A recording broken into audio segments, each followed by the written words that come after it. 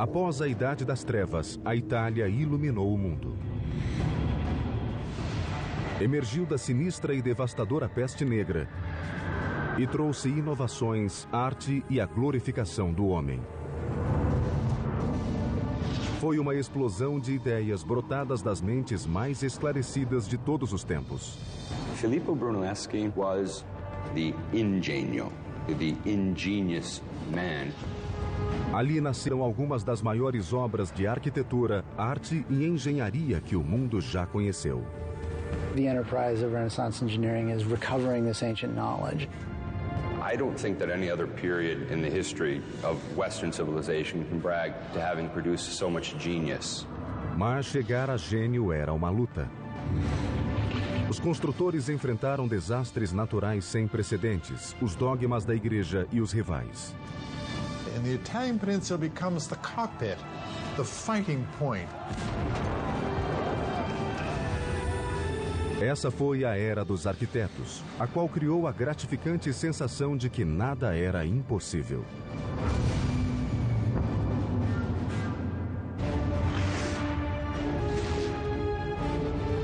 Construindo um império. O mundo de Da Vinci. Ano 476 depois de Cristo. O grande Império Romano desabara e sepultara para sempre seu poder e domínio.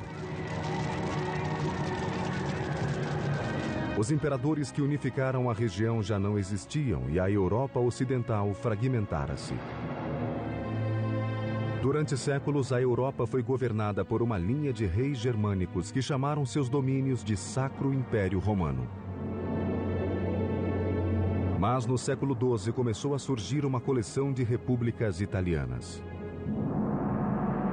Unidas, elas decidiram resgatar as glórias da velha Roma. Revitalizaram a Europa e criaram o molde do mundo ocidental.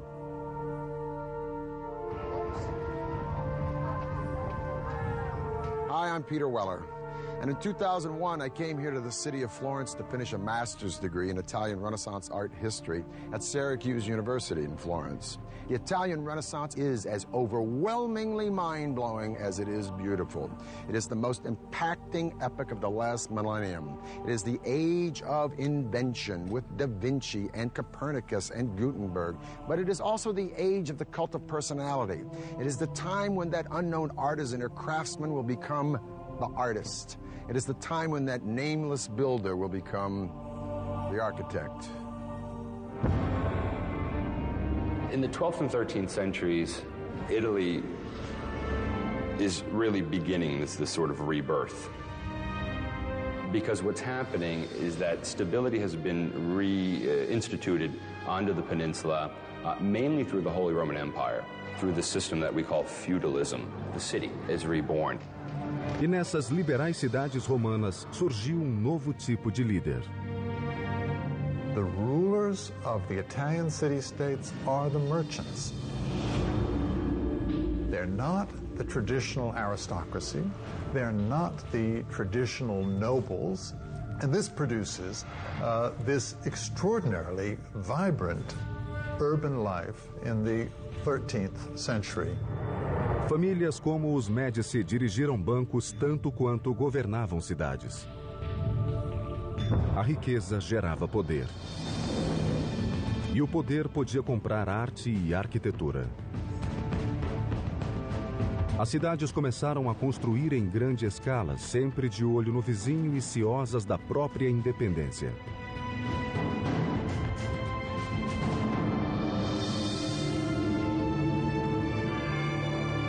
The foundation for the Renaissance is the city. Everything that happens in the Renaissance, from art, architecture, engineering, literature, all the things that go on depend upon the city. Uma ambiciosa cidade que buscava o poder era uma república florescente situada ao longo de uma importante rota de comércio entre a França e Roma. Seu nome era Siena. I come here to the Piazza del Campo once a year to witness that medieval harangue on horseback around here called Palio. 3 times around this Campo, 90 seconds of speed and violence on bareback horses. When the horses run, they pass this magnificent 15th century sculpted fountain called the Fonte Gaia by Jacopo della Quercia. Now today, when we turn on a tap, we just take it for granted that H2O is going to come out. But the Sienese needed this fountain because when they were making all this loot, prosperity begets a city jam-packed with people. And more people demands, as we have seen with Persia, with Carthage, with Rome, with the Maya, more water. Mas prover essa cidade de água suficiente era desafio complicado. Siena doesn't have a river very close. So they had to find this water somewhere else. They thought they could find another way to go and search for water. And that way was building some tunnels underground. Escavando uma rede de túneis subterrâneos, chamados Bottini, os engenheiros chegaram a fontes naturais e lençóis de água que havia na periferia. Aos poucos, a água chegava a esses túneis muito estreitos que acabavam em tanques. Mas escavar esses Bottini não era fácil.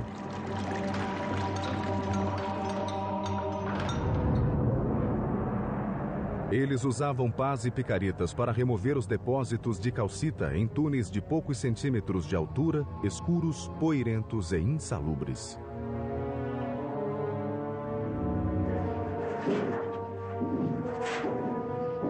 A bottino like this one would sometimes run for miles and miles, so the engineers had to know just where in the heck they were going. So every so often they dug a hole up to the surface, and these holes were called occhi, or eyes. It would give the engineer a sense of where the direction of the bottino would be, and if they were wrong, they could redirect the bottino. A água corria pelos túneis, distribuindo-se pelas regiões mais necessitadas, e ainda alimentavam as fontes das ruas e avenidas movimentadas como a Fonte Gaia. Now these channels had to be pitched at an angle ever so slight, imperceptible to the naked eye, less than 1 degree, because if the water flowed too steeply, it would overwhelm the system.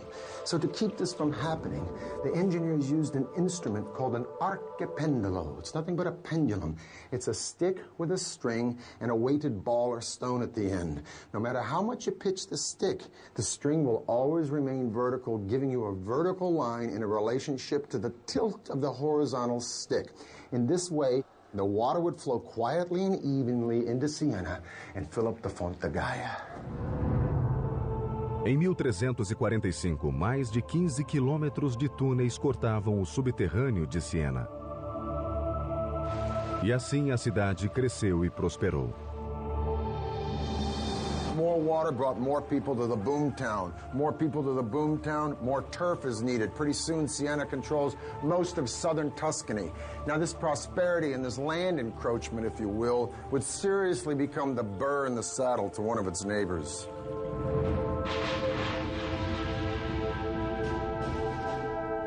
Florence and Siena are the two dominant republics in Tuscany. It was a rivalry on all levels. Economic, political, artistically. And in the 13th century, the city-state of Siena, in all three of these categories, was probably Florence's superior. As duas repúblicas seguiam ombro a ombro até que Siena obteve vitória esmagadora na Batalha de Montaperti em 1260. Siena fights Florence. And to put it bluntly, Siena kicks ass. Florence goes home in humiliation and defeat. But guess what? That ain't gonna be for long. A soberba engenharia que tornara Siena tão atraente, nada pôde fazer diante de dos piores desastres que o mundo já viu. In 1347, the Black Death struck. And according to the eminent humanist writer Giovanni Boccaccio, who witnessed the Black Death, the disease killed so fast that you could lunch with your friends and dine with your ancestors in heaven. One conservative estimate is that Siena lost over 60% of its population in a matter of months. One thing is for certain, after the Black Death, Siena would never be a major player again on the stage of early modern Italy. That singular event probably marks the end of Siena's role on a kind of international scene, and it also marks the beginning of Florence's rise to power. Siena fora mortalmente atingida e deixou a porta aberta para sua arquirrival Florença tomar-lhe o lugar e começar a escalada rumo ao poder e à glória. Lá foi construído um dos mais magníficos monumentos da modernidade, algo que ninguém havia sonhado construir. Nos séculos 13 e 14, as cidades eram centros de poder na Itália. Mas Florença criou um estilo único. A elite dominante florescia rica e culta. O homem e seu potencial ilimitado ocuparam o centro do palco. A revolucionária ideia chamou-se humanismo. Humanism, quite simply, is an interest in the ancient world. In Italy, all you had to do was look around at the ancient ruins and understand how great man had been in the ancient world. It was all there. If we could imitate that building, if we could take the principles of that building and apply it to our buildings, then we'd have something really remarkable. Quando a peste negra atingiu a Europa em 1347, Florença não saiu ilesa. Praticamente metade da população foi dizimada. Toda a região levaria mais de 50 anos para se reerguer. Mas seria uma recuperação que assombraria o mundo. Chamou-se Renascença, que significa novo nascimento ou revivência. Por toda a Toscana, uma elite privilegiada de famílias abastadas começou a encomendar projetos grandiosos a artistas vindos do povo. There is an appetite among those who survive to enjoy life, to do other things, to understand or to sense that the life is to be exploited in some way for those who are alive. Os Médicis de Florença, uma das famílias mais ricas da Itália, liderou o resgate da glória de Roma, restaurando-a em Florença e transformando a cidade em uma nova Atenas. The structure of patronage has changed. Patrons are using artists and architects to celebrate themselves.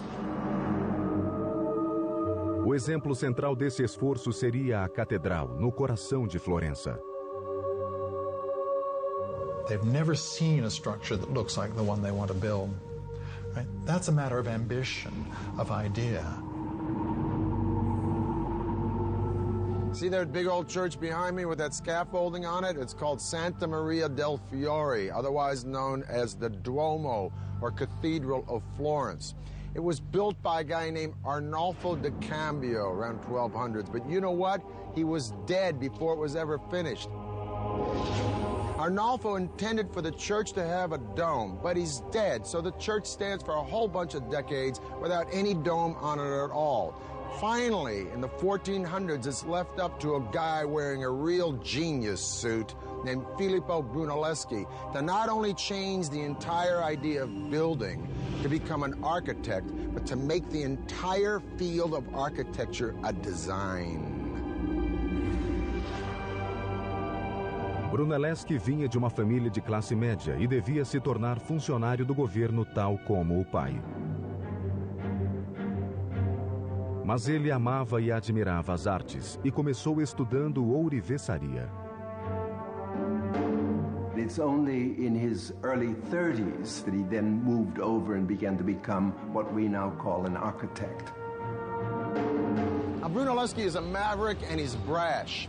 His dad is a notary. Brunelleschi wants to study sculpture. Wonder how his dad reacted to that one, huh? Probably like my old man reacted when I told him I wanted to go to New York and become an actor. In any case, by his early 20s, Brunelleschi is a pretty fair goldsmith. Now, in 1401, the baptistry decides it wants to replace its doors, so they hold a competition. Competition comes down to two guys, Brunelleschi and the international Gothic man of the hour, Lorenzo Ghiberti. Brunelleschi was pretty good, but he ain't no Ghiberti. Ghiberti wins. Brunelleschi runs away with his tail between his legs. humiliated in defeat. He loses the competition to Ghiberti in 1401.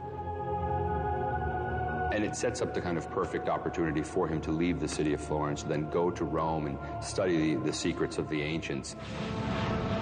Brunelleschi deve ter passado quase 2 décadas em Roma, examinando as obras mais importantes da engenharia antiga. Renaissance Italians are fascinated with the way Romans did everything, the way things were done in ancient Rome, and building is no exception. A big part of the enterprise of Renaissance engineering is recovering this ancient knowledge. Uma obra em particular deve ter causado especial impacto em Brunelleschi: o Panteão. Teriam os romanos descoberto o modo de construí-lo sem as armações de apoio? Nessas 2 longas décadas, ele deve ter examinado cada centímetro do domo, cujo diâmetro ultrapassava os 40 metros, tentando desvendar o segredo de sua construção.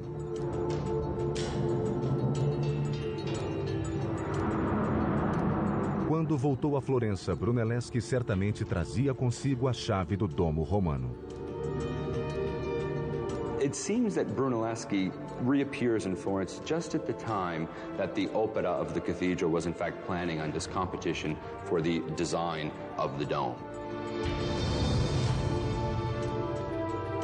The cathedral was to be, upon completion, the largest church in all of Christianity.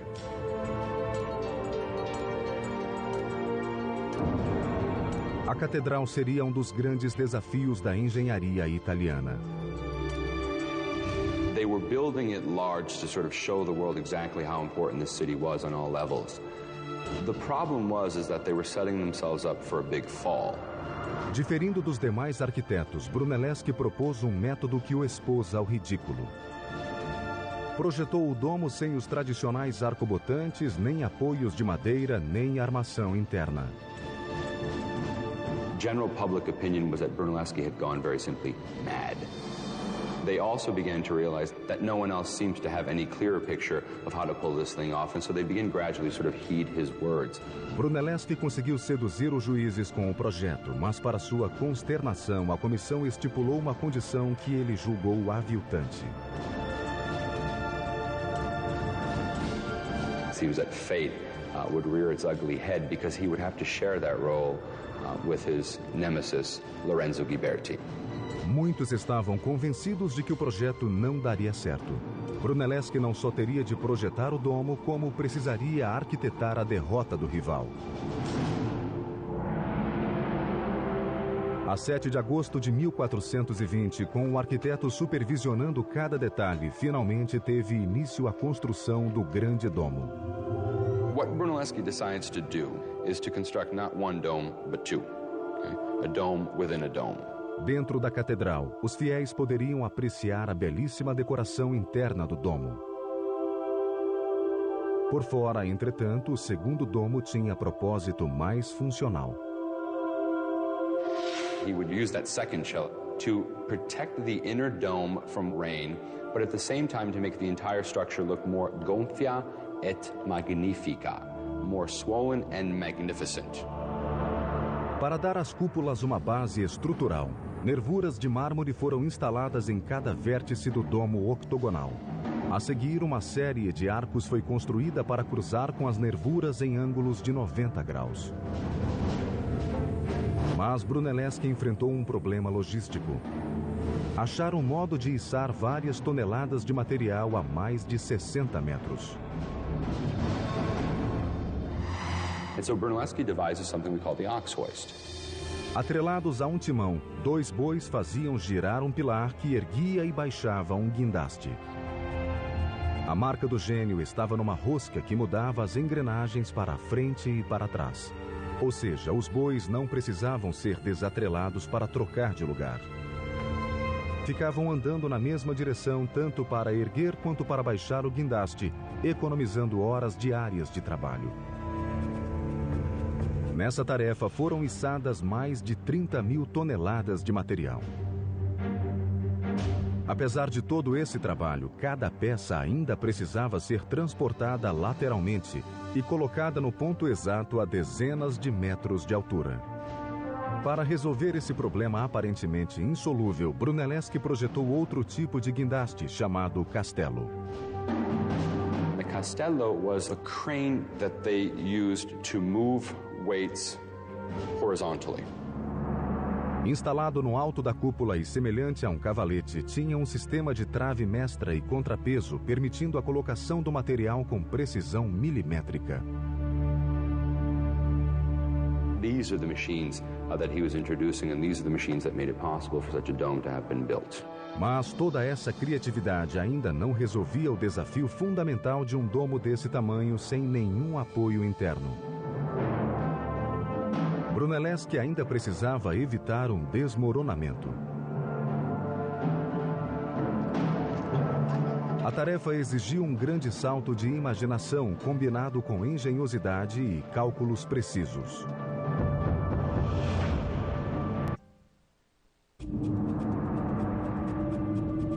Em 1420, Florença, Itália. O visionário arquiteto e engenheiro Filippo Brunelleschi foi contratado para construir o maior domo do mundo, a cúpula de Santa Maria del Fiore.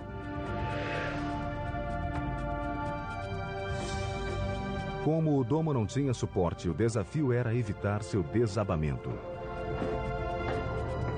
Now, it's one thing to invent a clutch and a flywheel, and you got the donkey only going in one direction, saves a lot of time, and then you invent a crane, it brings the stuff up high. But the more important question is, I'm standing on top of this dome, and how did Brunelleschi keep this sucker from caving in? Ele teria de manter os tijolos no lugar e ainda dar apoio à estrutura. A solução? Assentar os tijolos com uma técnica engenhosa com base em ângulos, fricção e justaposição. Brunelleschi comes up with this invention, if you will, from Rome, which they use decoratively, but we don't know that they use it functionally, of herringbone bricks. You have a short brick here that's sort of bookended by two long bricks, and subsequently you have weight coming down, and weight coming down, and then weight coming across, and then weight coming down, and then weight coming across. The whole point of this is that a herringbone pattern will displace the weight out and down instead of just directly down where you might have collapse of your dome. Para resolver o problema oposto, isto é, o deslizamento para fora, Brunelleschi instalou correntes em volta do domo octogonal horizontalmente. They were going to construct these so-called catenae, or these horizontal chains that were intended to maintain the hoop stress or the lateral thrust of the dome. 5 correntes foram interligadas em intervalos regulares para suportar o domo e agir como contrafortes invisíveis. O tempo todo, Brunelleschi foi forçado a supervisionar a obra com um colega e rival, Ghiberti. Agora, com a ideia de instalar as correntes, ele viu a oportunidade de se livrar de Ghiberti.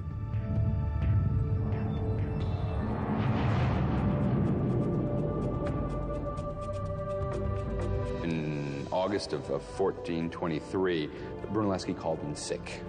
Ghiberti rather reluctantly then begins the direction of the placement of these wooden chains. And as soon as Brunelleschi heard that the process had begun, he miraculously recovers, inspects the quality of Ghiberti's work, and criticizes it publicly, saying they would have to undo everything he had done. Ghiberti retirou-se humilhado, e Brunelleschi foi nomeado chefe vitalício de todo o projeto. A 30 de agosto de 1436, após 16 anos de construção, o maior domo de alvenaria do mundo ficou pronto. Mas a carreira de Brunelleschi apenas se iniciava. Enquanto construía o domo, ele fizera experiências sobre perspectiva e proporções matemáticas.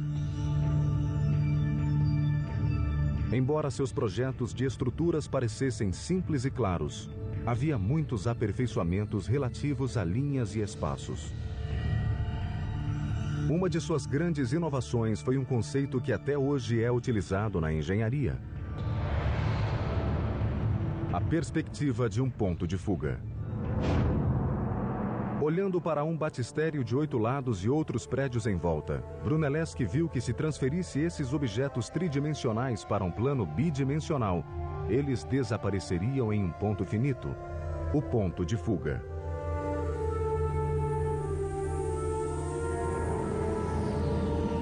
O tamanho aparente de um objeto diminuía à medida que aumentava a distância do observador.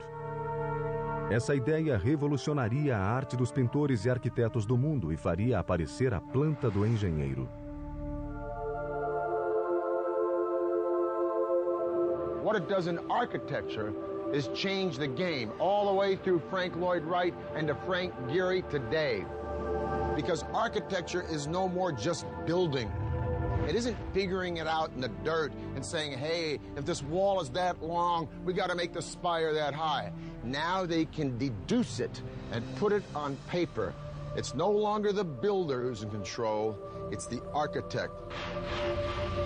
Before Brunelleschi, most projects were based on approximate models.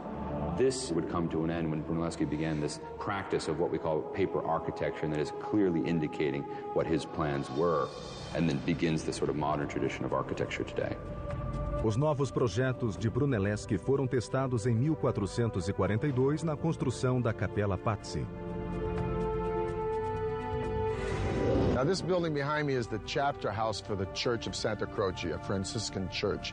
It's called the Pazzi Chapel.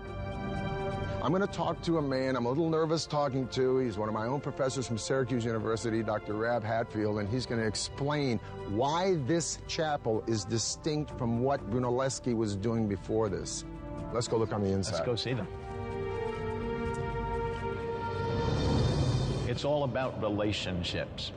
He's trying to figure out an arrangement of all of these pieces so they all fit together perfectly, just the way the bones all fit together in your body. Right. Your Renaissance architect, thanks to the invention of scientific perspective, where they learn how to represent space, and it's Brunelleschi who invents this, learn to see things in 3D, learn to imagine things in 3D. Rather than flying by the seat of your pants, you start with a concept and you follow the concept to its fruition in perfection. And I think you get a very good sense of that. Yeah. I mean, that's spatial magic. As inovações de Brunelleschi em técnicas de projeto e construção foram imitadas pelos arquitetos durante séculos. Mas uma nova era nascia junto com o arquiteto. As regiões vizinhas retomaram as velhas rivalidades. Os artistas que viraram arquitetos e engenheiros iriam voltar-se para outro serviço público e usariam sua mente criativa na arte da guerra. 1459. Filippo Brunelleschi, pai da arquitetura renascentista, fizera de Florença a meca das inovações em projetos e construções. Seus métodos e ideias espalharam-se pelo mundo e os arquitetos iniciaram uma ambiciosa campanha de construção. France, who wants to reclaim Naples in the name of his country and threatens to sack any Italian town who stands in his way.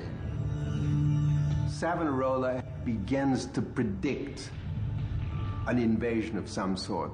And when it finally comes, he's able to say, you see, I predicted this, I foretold it. He is able to kind of pass himself off as a prophet almost in the Old Testament mode. A previsão do padre dominicano seria concretizada. Em 1494, Carlos VIII, rei da França, posicionou-se na fronteira toscana, pronto para marchar sobre a Itália. A Itália era um caos de pequenas repúblicas que brigavam entre si e achava-se muito vulnerável.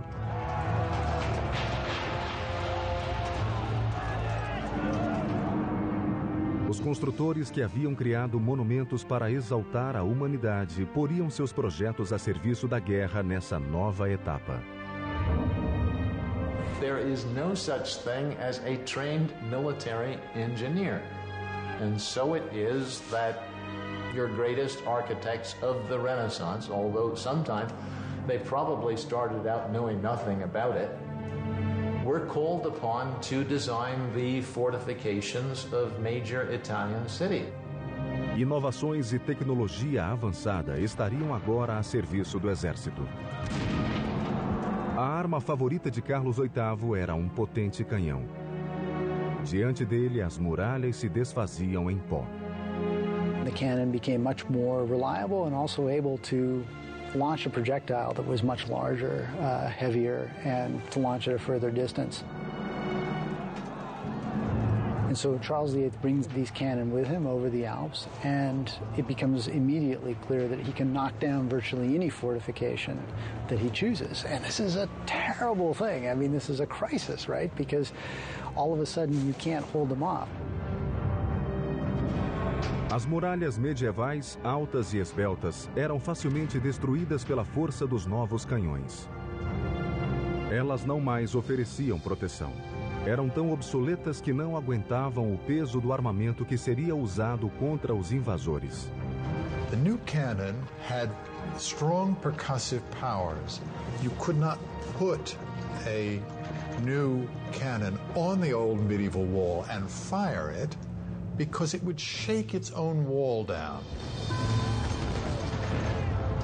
Os engenheiros italianos projetaram muralhas mais baixas e espessas que aguentariam o armamento e resistiriam às temíveis balas de canhão.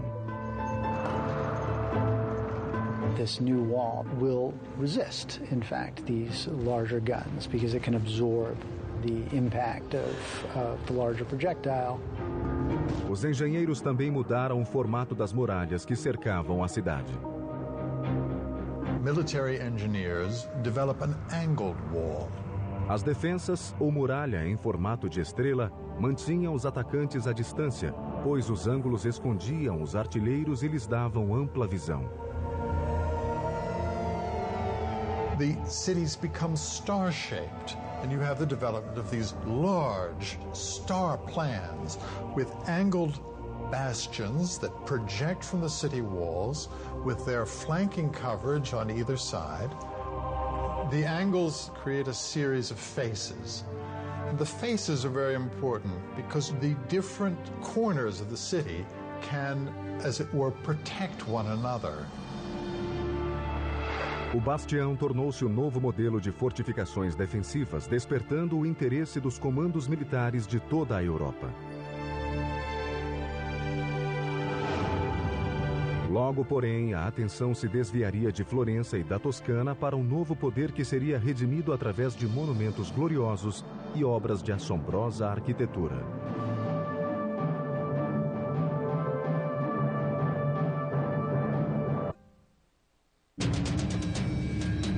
Século XV, Itália. Florença tornou-se o centro da Renascença, espalhando pelo mundo novas ideias sobre arquitetura, artes e engenharia. Mas a atenção de todos logo se voltaria para um antigo poder que retomava seu lugar com força e majestade.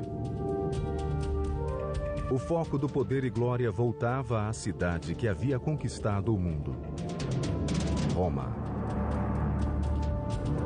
In the early 1300s, there's a big beef in Rome about who exactly is Pope. So the rightful Pope supposedly goes off to France. And for the next several decades, the papacy lives in France. Now, by the 1370s, when the popes come back to Rome, Rome is a ghost town. And for the next 100 years or so, all the way through the Renaissance, each pope is successively trying to rebuild Rome. Now, in the 1490s, when the Medici are booted out of Florence, Florence becomes a republic, yeah, but they're broke. And so all these famous cats like Da Vinci, Raphael, and Michelangelo, they split Florence because Florence is no longer happening. If you're a player, the place you want to be is Rome. Rome had been nothing in the 14th century because the popes had moved out. But they come back in the early 15th century, and from that point on, they began gradually to reorganize the papal state. Papa em particular desencadearia uma onda de revitalização e engenharia sem precedentes. Seu nome era Sisto V. Sixtus and the popes who come after him feel the need to turn Rome into an important and impressive capital city, the capital of Christendom. Sixtus V sort of took it upon himself to re-urbanize the city. Para voltar a ser o lar da Igreja Católica, Roma precisava de uma remodelação total. A tarefa de reformar uma cidade não era pequena. Primeiro, Sisto resolveu limpar as ruas de marginais. A cidade fervilhava de criminosos e o Papa simplesmente mandou reuni-los e matá-los. O passo seguinte foi restaurar os aquedutos, um dos maiores símbolos da engenharia romana. Quando a água voltou, a população cresceu e a cidade floresceu. As estradas foram pavimentadas e as ruas alargadas. A cidade explodiu em grandes construções. Mas Sisto não estava satisfeito. Ele tinha um plano para a cidade. Fazer dela um reduto de desenvolvimento e cultura através de monumentos estonteantes. One of his particular practices was, in fact, to use the ancient Egyptian obelisks that had been brought to the city by the ancient Romans. These were military trophies that the Romans had brought back in ancient times and had erected throughout the city. We know today that there are more Egyptian obelisks in Rome than in Egypt itself. And how Sixtus used these obelisks was to, in fact, place them as urban exclamation points. Sisto quis erguer um desses obeliscos diante de uma nova catedral, a Basílica de São Pedro. Mas havia um problema. A agulha pesava mais de 300 toneladas. Moving the obelisk was no easy task. Sisto passou o problema para o arquiteto e engenheiro Domênico Fontana.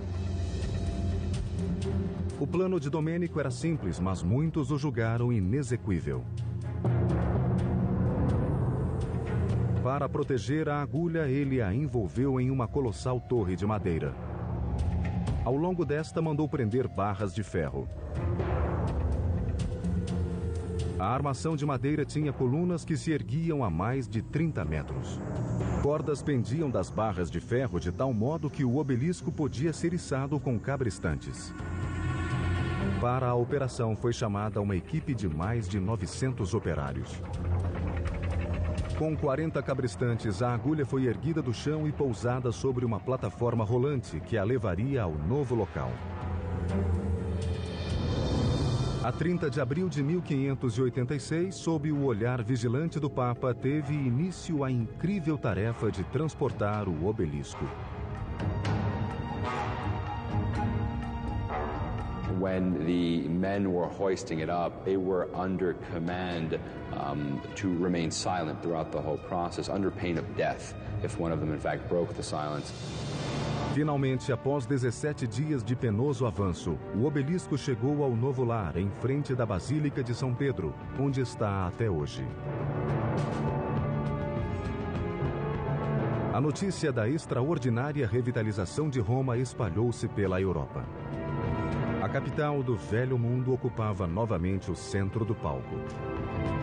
A era dos arquitetos, iniciada em Florença, seguia caminho em Roma e no resto da Europa. Artists of all sorts could create such beauty, such wondrous works of art on the scale of St. Peter's Basilica, like the obelisks that were re-erected throughout the city of Rome, like the dome of the cathedral in the city of Florence. It gave the human significance again, and it gave us a bit of an attitude as well, that we are again the center of all things. And many people think it is with the Renaissance that modern culture actually begins.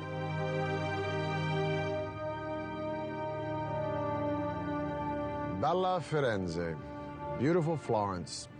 Well, it looks pretty bella today, but believe me, in 2001, when I was sitting in a freezing apartment down there in the Arno in the middle of the dead of winter, pounding out papers until 4 o'clock in the morning on Botticelli, it didn't feel so bella. Matter of fact, I was just about an inch from getting the bella out of here, going back to my day gig in L.A. But I stayed, and I got my degree. And I keep coming back here to Florence and Siena, I don't know, to be of service, to teach a field trip or two, perhaps to sit in on a lecture by one of these brilliant professors who lives here and runs around Tuscany trying to explain how the miracles of the artists and architects of Italy in this period did so much to pull us out of that dark age and illuminate the daylight of our modern world. For the History Channel, I'm Peter Weller.